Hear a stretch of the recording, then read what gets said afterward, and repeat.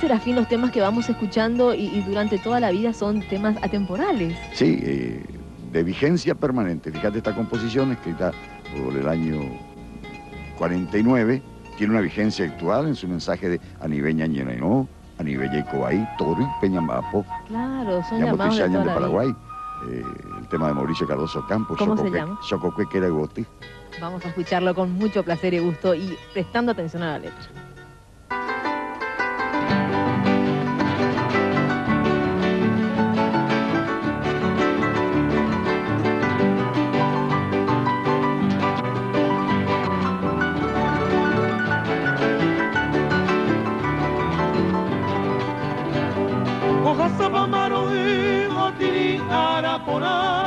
Oyero que cuaraje o curaje y pagura de a poco ella ensañan de coga hongu y cual mujer vaya a bella yugu ya uña neretame el moripo yo ya y ante coyo y cupa bella y coño vive pa aribeña llorairo aribeña y coaí Tori Peñambapo, Taimareteña de Paraguay.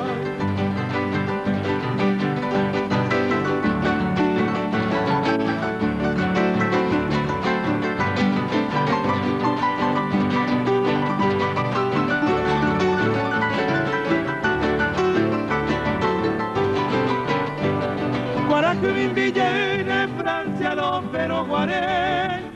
Yaco puti gane y veña ñombe a ti pa vive ven tú que señé te motu vendia pisape acuero yo en cupa peña ñomo ay tío ñom dive aribeña ñorairo aribeña y coaí Dori peña pa puta y parete ya de Paraguay.